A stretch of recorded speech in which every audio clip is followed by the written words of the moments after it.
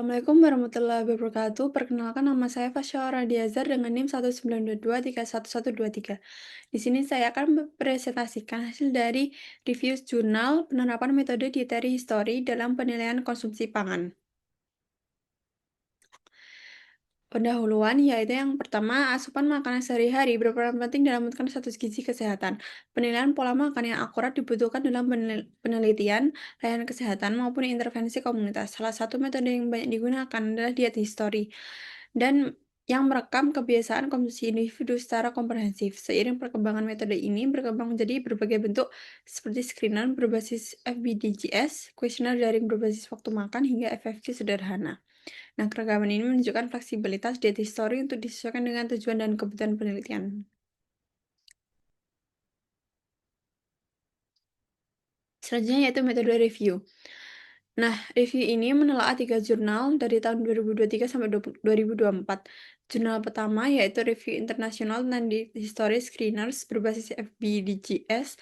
Yang kedua yaitu validasi meal-based diet history questionnaire atau MDHQ dibanding Wicked Dietary Record. Nah, yang jurnal ketiga yaitu studi observasional di Indonesia tentang hubungan riwayat diet dan asupan gizi balita dengan FFQ. Nah, analisis fokus pada judul penulis, tujuan metode, hasil utama, serta penerapan metode diet history lalu dibandingkan untuk melihat persamaan dan perbedaan yang penting. Next. Nah, hasil dan pembahasan jurnal utama satu yaitu mayoritas dietitian masih memakai kuesioner buatan sendiri sehingga screener berbasis FBDGS hadir sebagai solusi yang praktis. Instrumen seperti Pen Healthy Diet, screener, RIP, SORT, Food Survey, hingga Index of Diet Quality terbukti valid dan reliable dalam menggambarkan kualitas diet dengan dimensi adekuasi atau kecukupan pangan yang sehat dan moderation atau pembatasan pangan yang beresiko. Nah, meski belum semua diuji untuk responsiveness, screener ini dinilai efektif untuk praktik klinik karena menyeimbangkan akurasi data dengan keterbatasan waktu, tenaga, kesehatan. Next.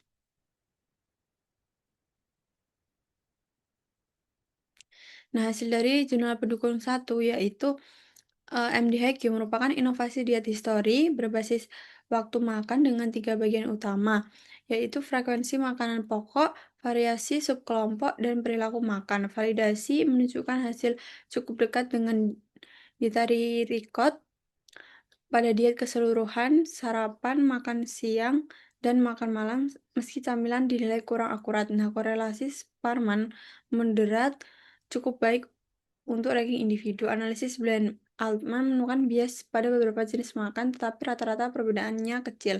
Nah, kelebihan utama MDHQ adalah kemampuannya menggambarkan variasi kualitas diet per waktu makan sesuai dengan pola konsumsi masyarakat Jepang. Format daring juga membuatnya lebih efisien dibandingkan dari record tradisional, meski menurut literasi digital responden.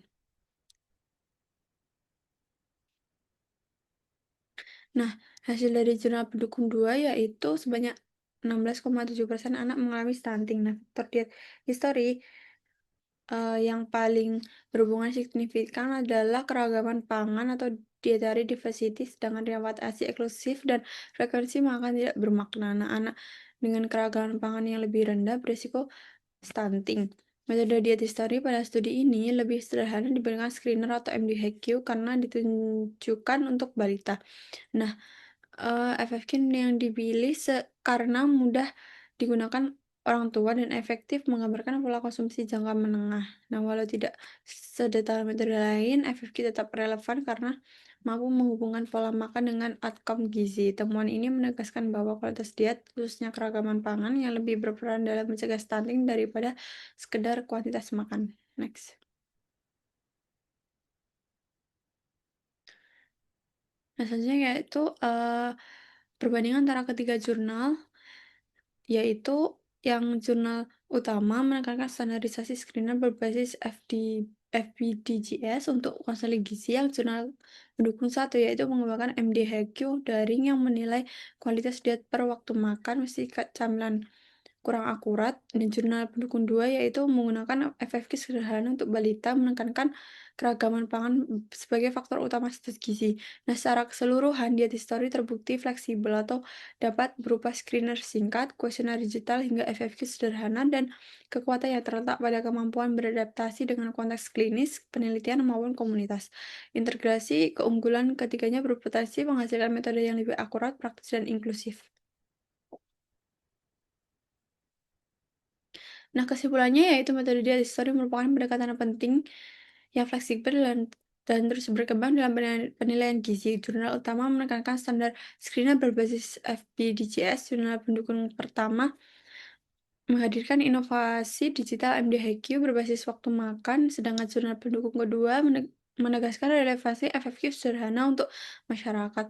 Nah, tidak ada satu metode yang sepenuhnya unggul, sehingga pemilihan instrumen harus disesuaikan dengan tujuan populasi dan sumber daya. Integrasi keunggulan dari ketiganya dapat menghasilkan metode diet histori yang lebih praktis, inklusif, dan akurat untuk berbagai setting dan baik klinis maupun komunitas. Baik, selanjutnya itu daftar pustaka yang saya gunakan. Demikian dari saya. Mohon maaf atas salah katanya dan terima kasih.